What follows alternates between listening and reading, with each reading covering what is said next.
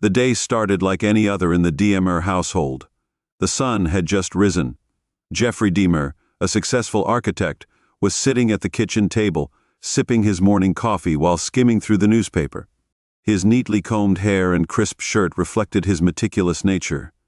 Susan Diemer, his wife, a strikingly beautiful woman with a magnetic presence, moved gracefully around the kitchen preparing breakfast. She wore a silk robe that shimmered in the sunlight. They had been married for 29 years, and tonight they were supposed to celebrate their anniversary with a big party. The house was already buzzing with excitement, the decorations laid out in preparation, and the catering team scheduled to arrive soon. Jeffrey looked up from his paper, a warm smile on his face. "Can you believe it's been 29 years?" he said. "Time flies," Susan replied absently. She was flipping pancakes, but she was also thinking about all the things they still had to do for tonight's party. Jeffrey noticed that Susan was acting a bit distant. She had been preoccupied lately, often distracted and less engaged in their conversations. He thought it might be the stress of organizing their anniversary celebration. He watched her closely, sensing an undercurrent of tension that he couldn't quite place as the morning went on. Jeffrey's sense of unease grew. Susan's phone buzzed several times, and each time she quickly picked it up. Jeffrey tried to brush it off, convincing himself it was probably related to the surprise she mentioned for the party, but he had a feeling it was something else. "Who keeps calling you? You seem pretty busy." Susan forced a smile and slipped her phone into her pocket. "It was just some last-minute arrangements for tonight." "Don't worry about it," Jeffrey nodded, but the suspicion nagged at him. He decided to distract himself by focusing on the party preparations. He stepped outside to check on the garden, where a team of decorators was setting up. He was up putting up fairy lights and arranging flowers. The garden was a beautiful extension of their home, meticulously landscaped with blooming roses and neatly trimmed hedges. Their neighbors, the Bennetts, stopped by to offer their congratulations. Lisa Bennett, a close friend of Susan's, gave Jeffrey a warm hug. 29 years. You two are such an inspiration," she said. "Thanks, Lisa," Jeffrey replied, glancing back at the house where Susan was still on the phone, her back turned to him. Inside, Susan hung up the phone and took a deep breath. She glanced at the clock and her mind was racing. She had to make sure everything was perfect for tonight, but it wasn't just the party that was on her mind. She'd also received a few phone calls from Larry, a man she'd met a few months ago at a charity event. Their affair had started off innocently enough, but it had quickly escalated into something more intense. Now, as the day went on, she was experiencing a constant internal battle between guilt and excitement. Jeffrey was feeling increasingly uneasy and anxious. He couldn't shake the feeling that something was off. He decided to take a break from the preparations and went for a walk around the neighborhood. Jeffy was used to finding comfort in familiar sights and sounds, but today they felt overshadowed by a storm brewing in his mind. He ran into Frank, his old college friend who lived a few blocks away. They chatted briefly about their families and work, but Jeffy's thoughts kept drifting back to Susan. "You seem distracted, Jeffrey. Everything okay?" Frank asked, noticing his friend's distant look. Jeffrey replied, trying to sound upbeat. "Well, you and Susan are the perfect couple. I'm sure everything will be great," Frank said with a reassuring smile. Jeffrey gave Susan a reassuring smile. She was making final arrangements for the party, checking the guest list, coordinating with the caterers and supervising the decorators, but her mind was elsewhere. She kept replaying her conversations with Larry, feeling a mix of excitement and dread. Jeffrey returned home and found Susan sitting in the living room looking lost in thought. He sat down beside her and took her hand. "Susan, are you really okay? You seem different," he said. Susan looked into his eyes, her heart pounding. She wanted to tell him the truth and end the affair. He tried to focus on their marriage, but he just couldn't find the words. "I'm just tired, Jeffrey. It's been a lot of work preparing for tonight." Jeffrey Dahmer moved through the house, making sure everything was perfect for the party. He adjusted the floral arrangements, checked the champagne glasses, and exchanged pleasantries with the catering staff. The doorbell rang, startling him from his thoughts. He went to the door with a welcoming smile, but his smile froze when he saw who was standing there. A towering, intimidating, big, dark man with a smug grin on his face was standing there. He wore a leather jacket and exuded an air of menace. "Can I help you?" Jeffrey asked, his voice tinged with confusion and unease. The stranger leaned against the doorframe, his grin widening. "Hey, loser, I'm taking your wife on a wild night out, and we're going to have a great time. You can't say no." Jeffrey's heart sank as he saw Susan descending the stairs behind him, wearing a revealing dress that left little to the imagination. Her hair was styled provocatively, and she wore a bold red lipstick that Jeffrey had never seen on her before. She looked at him with a mix of defiance and excitement. Jeffrey was taken aback when he saw Susan descending the stairs behind him. She was wearing a revealing dress that left little to the imagination, her hair styled provocatively, and she wore a bold red lipstick that Jeffrey had never seen on her before. She looked at him with a mix of defiance and excitement. Susan reached the bottom of the stairs. Her heels clicked on the polished floor as she smiled, but it didn't reach her eyes. "Today's going to be so much fun," she said. "I'm leaving, honey. Don't wait for me for dinner. I can't miss him today. We can celebrate later." Jeffrey stood there stunned and speechless, trying to process the reality of the situation. It was a bolt from the blue. His wife was leaving with another man right in front of his eyes on their anniversary. The room seemed to spin around him. The voices and laughter from the party preparations faded into a dull roar. The stranger, sensing Jeffrey's shock, chuckled, "What's the matter?" Jeffrey hadn't seen this coming. He wrapped an arm around Susan's waist, pulling her close. He felt a surge of anger and humiliation. He wanted to yell to stop them, but he was rooted to the spot, his mind racing. Susan turned to the stranger and whispered something in his ear that made. He laughed even louder as they walked out the door. Jeffrey heard the sound of laughter from the living room, where their friends and family were gathered, unaware of the drama unfolding at the front door. He felt a wave of nausea, the betrayal cutting deep inside. The party was in full swing. Jeffrey's best friend Tom noticed the look on Jeffrey's face and went over to him. Tom was a tall, burly man with a kind heart. He'd known Jeffrey and Susan for years and had always admired their relationship. Jeffrey said, "Everything okay?" His brow was furrowed with concern. Jeffrey forced a smile. Jeffrey was trying to regain his composure. He said he was just a little overwhelmed. Susan had to step out for a bit. Tom didn't look convinced, but he nodded. He said, "If you need anything, you know where to find me." Jeffrey nodded, appreciating his friend's support. He wandered back into the living room, where the guests were. As he mingled, he was oblivious to the storm that had just passed. He plastered on a smile and engaged in small talk with the guests, but his mind was elsewhere. Meanwhile, in a corner of the room, Lace Bennett, Susan's close friend, noticed something was off. She had seen the exchange at the door from a distance and felt a pang of worry. Lisa had always been intuitive and could sense when something was wrong. She decided to keep an eye on Jeffrey, ready to step in if he needed support. As the evening wore on, Jeffrey found it increasingly difficult to maintain the facade. He excused himself from the party. The party was over, and Jeffrey went back to his study, closing the door behind him. He sat down in his chair and felt the weight of the betrayal crashing down on him. He stared at the framed photos on his desk, reminders of happier times now tainted by the night's events. He picked up his phone and scrolled through. Jeffrey's contacts were open, his finger hovering over Tom's name. He needed to talk to someone to make sense of what had just happened. But before he could make the call, the door to his study opened and Lisa stepped in. "Jeffrey, I know something's wrong. Talk to me," she said softly, closing the door behind her. Jeffrey looked up, his eyes filled with pain. "Susan," he said, "she left with another man right in front of me." Lisa's eyes widened in shock. "Oh, Jeffrey, I'm so sorry. I had no idea." Jeffrey ran a hand through his hair, struggling to hold back tears. "I don't know what to do," he said. Falling apart, Lisa crossed the room and sat down beside him, putting a comforting hand on his shoulder. "We'll figure this out, Jeffrey. You're not alone in this." The rest of the night passed in a blur for Jeffrey. The party continued, but for him, it was a hollow charade. He made excuses and slipped away. He took on the role of host when needed, but his mind was miles away, processing the shock and betrayal as the last guests left and the house grew quiet. Jeffrey stood alone in the living room, surrounded by the remnants of the celebration. He stared at the door where Susan had left.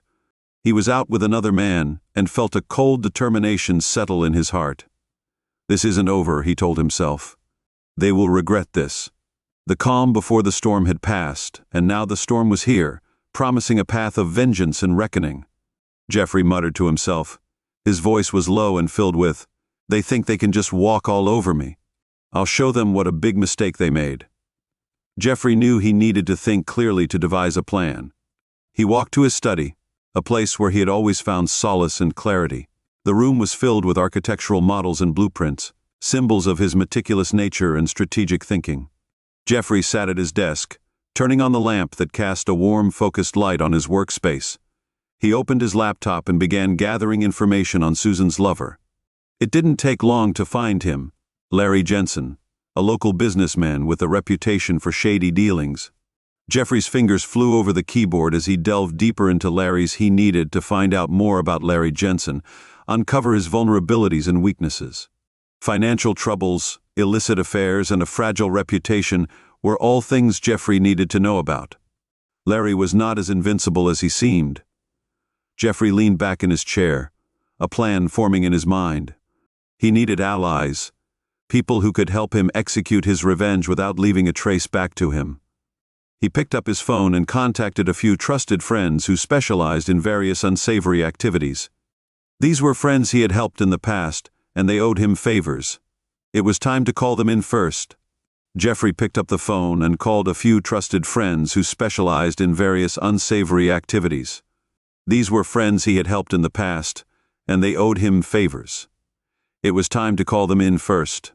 He called Sam, an old college friend who had turned into a private investigator. Sam had a knack for digging up dirt and gathering intel. Jeffrey called Sam, who was an old college friend and now a private investigator. He told Sam what was going on, and Sam said he'd help. Jeffrey then called Carlos, who was a tech wizard, and had helped him with a security breach at his firm. Carlos could hack into almost anything and make it look like an accident. Carlos said he'd get started on the financials and see what he could find. Jeffrey called Maria, who was a strong woman with connections in the underground world. Maria owed Jeffrey for helping her out of a tight spot years ago, and she was happy to repay the favor. "Leave it to me," she assured him. "I'll handle the physical aspects." As the hours passed, Jeffrey's plan began to take shape. He felt a dark satisfaction as he envisioned Larry's downfall. He knew it wouldn't be easy and there would be risks involved, but he was willing to take them. The betrayal had awakened something in him, a side he never knew existed. He was no longer the mild-mannered architect he once was. Jeffy was a man on a mission. Susan and her lover Larry were enjoying a wild night out, oblivious to the storm brewing back at home. They laughed and danced at an upscale club, thinking they had the upper hand. The music was loud, the drinks were flowing, and they moved together seamlessly on the dance floor. Little did they know their nightmare was about to begin. The club was packed with revelers, the lights casting an array of colors over the crowd. The crowd was moving and grooving, and Larry led Susan to a quieter spot where they could chat without being drowned out by the music. "This is the best night ever," Larry laughed, his eyes twinkling. "Your husband must be losing his mind right now." Susan smiled, leaning into him. "He'll get over it. Besides, he needs a wake-up call. He's been so complacent for years." Larry pulled Susan closer, his eyes sparkling with mischief. "Well, you're with me now. Let's make—" That night was unforgettable. The next morning, as the first light of dawn crept into the room, Jeffy's plan was ready. He had all the information he needed and the support of his trusted allies. He took a deep breath, steeled himself for what was to come. This was the turning point. The calm before the storm had passed, and now the storm was here. Jeffrey was ready to unleash it, and would stop at nothing to see his revenge through. Larry and Susan decided to head. They went back to Jeffrey's place. On the way, they were laughing and joking, but as they pulled into Larry's driveway, their mood changed.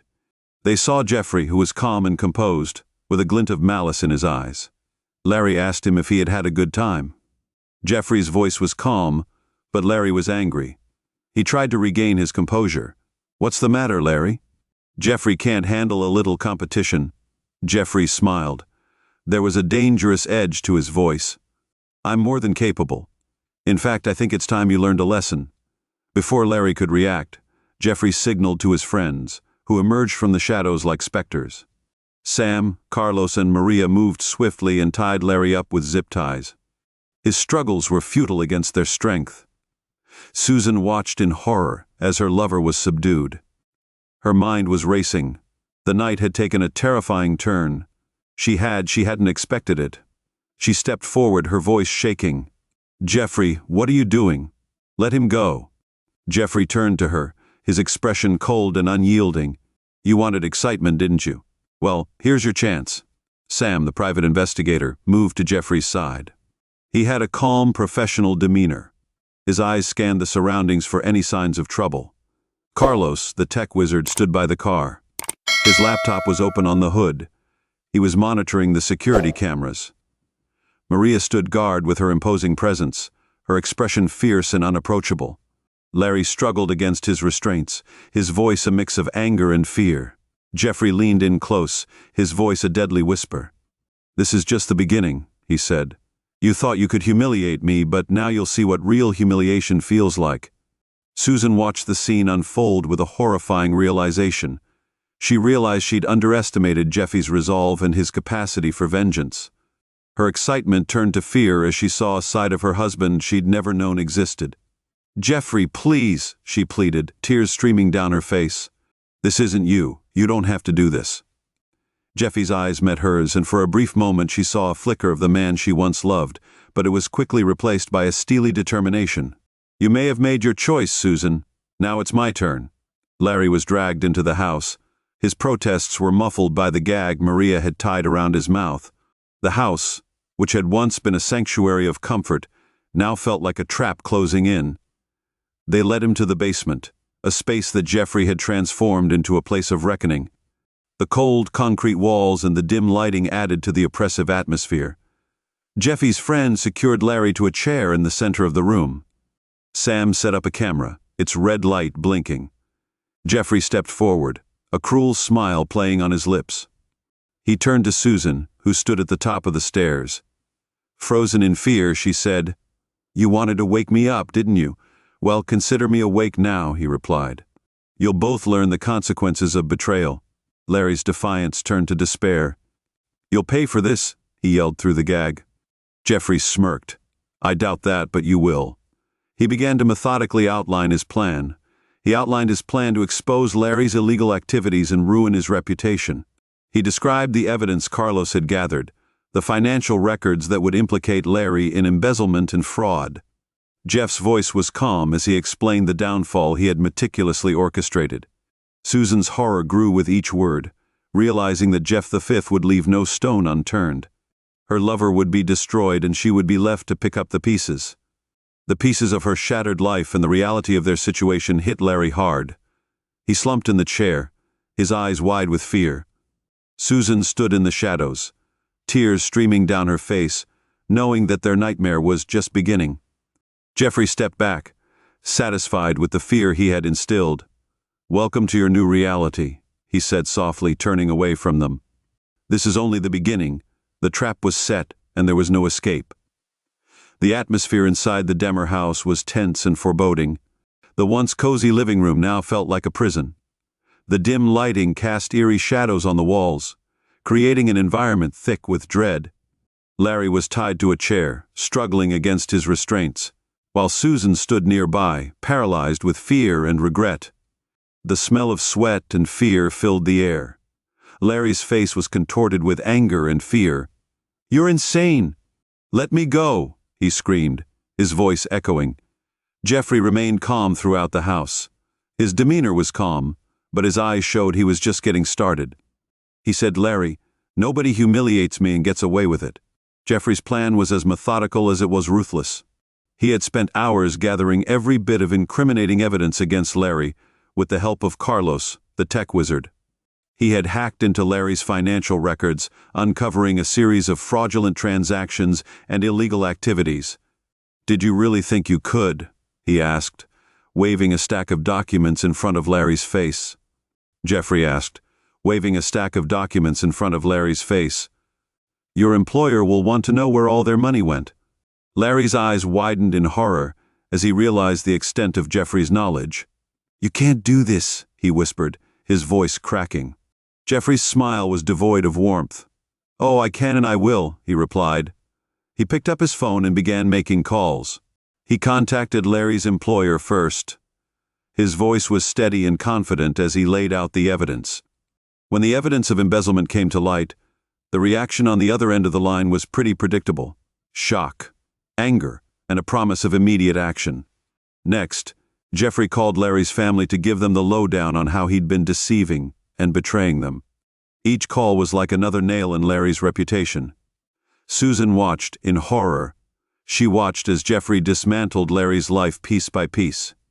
Her mind raced with guilt and fear. She had never imagined that her actions would lead to this. "Jeffrey, please, this has gone too far," she pleaded, tears streaming down her face. Jeffrey turned to her. His eyes were cold. "This is justice. Susan, you chose him over our life together. Now you'll see what he truly is in the midst of the chaos." Sam, the private investigator, monitored the situation from a nearby room, ensuring that no one would interrupt. He'd known Jeffrey for years and had never seen him like this. He admired one part of him. Jeffrey was determined, but another part of him was worried about how far he would go. Carlos was glued to his laptop, sending emails and messages to make sure that everyone knew about Larry's secrets. He was the silent executor of Jeffrey's revenge, typing away on the keyboard. Maria was keeping an eye on things at the front door. She was a formidable presence and loyal to Jeffrey. She had her own reasons for wanting to see Larry suffer, reasons she kept to herself. Larry's defiance began to crumble. "You ruined me," he said, his voice barely a whisper. Jeffrey's gaze was unwavering. "That's the point. You took everything from me, Larry. Now it's my turn." As dawn approached, Jeffrey knew it was time for the final blow. He walked over to Larry, who was now silent, his spirit broken. "I hope you enjoyed your little escapade. Larry, you're going to regret this." Jeffrey left Larry tied up, making sure the authorities would find him in a compromising position. He'd arranged for an anonymous tip to be sent to the police, complete with all the evidence they needed to arrest Larry for his crimes.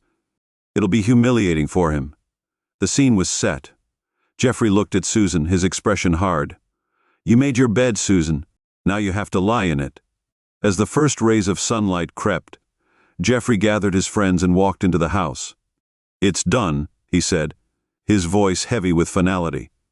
They nodded, understanding that their part in this saga was over.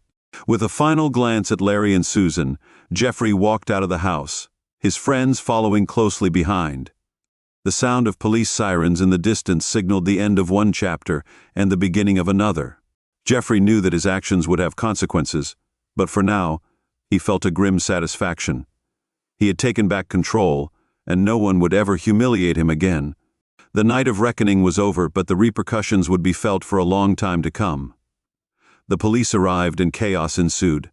Jeffrey walked away, ready to face whatever came next. His heart was hardened by betrayal and revenge in the weeks that followed. Larry's life was in shambles. His career and personal life were in ruins. Susan was ostracized and ashamed, struggling to pick up the pieces of her shattered existence. The Demmer house, once a symbol of stability and warmth, now felt like a relic of a past life. Jeffrey moved through the rooms with a sense of detachment. The past was haunting every corner. His friends, ever loyal, checked in now and then, offering support and companionship. Larry sat in his dingy apartment, the walls bare and unadorned. His once pristine suits were now rumpled and stained. The phone rang incessantly, each call a reminder of the world collapsing. He picked up the receiver with a shaking hand.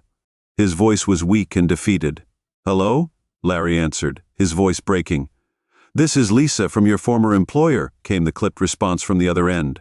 "We've received the evidence of your financial misconduct. You're terminated." Right away, he's going to get sued for damages.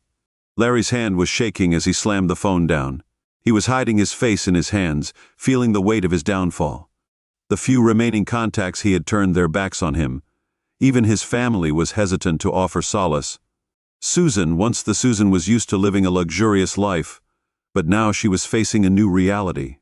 The community that had once embraced her was shunning her.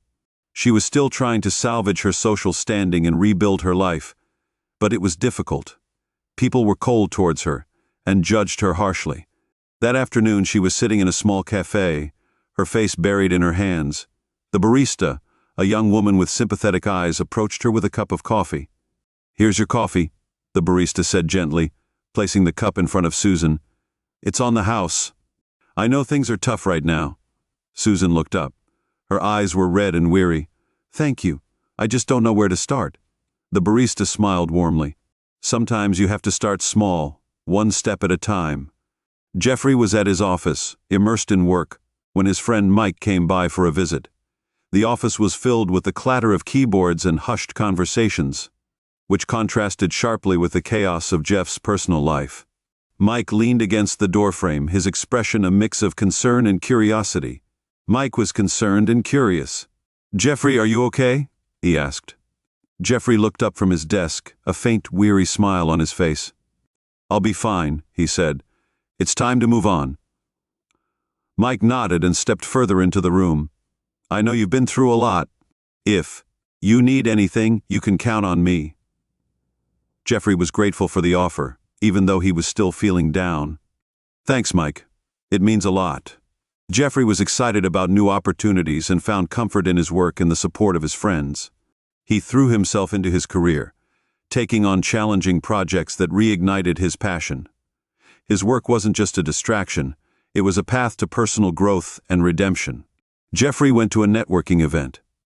He had transformed from a man broken by betrayal to a figure of strength and resolve.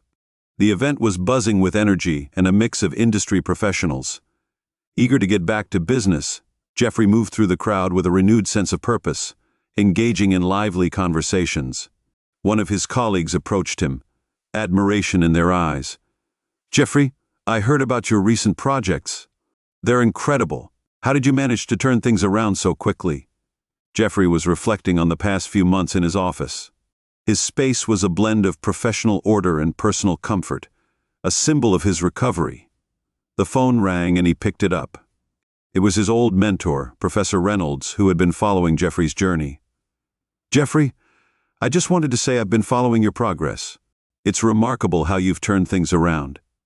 It's been a tough road, but I've learned a lot about myself along the way." Susan sought therapy and support groups to make sense of her actions and rebuild herself. One evening, she attended a support group meeting where she shared her story with others facing their own struggles. The room was filled with empathetic faces, each person battling their own demons. The therapist, a calm and reassuring presence, addressed the group. "It's important to acknowledge your feelings and take responsibility for your actions. Healing begins with understanding and forgiveness." Susan, her voice trembling, shared her story. She said she'd made lots of mistakes and was trying to find a way forward, but it was difficult. A fellow group member with a kind smile spoke up. He said, "We all make mistakes. What matters is what you do next. Keep moving forward one step at a time." Susan left the meeting feeling a bit more hopeful. She realized that rebuilding her life would be a long and challenging process, but it was a journey she had to undertake. The days turned into weeks, and Jeffrey and Susan continued to navigate their separate paths. Jeffrey found satisfaction in his professional achievements and personal growth. Susan started to rebuild her life, albeit slowly and with a lot of effort. Jeffrey sat at his desk, thinking about the turbulent months. He still felt the pain of betrayal, but it no longer held him captive. He looked out of the window, watching the city come to life as the sun set, casting a warm glow over everything. Sometimes you have to go through hell to find yourself again, Jeffrey thought to himself. That journey can make you stronger than you ever thought possible, with a renewed sense of purpose. Jeffrey was ready to face whatever the future held and embrace the next chapter of his life.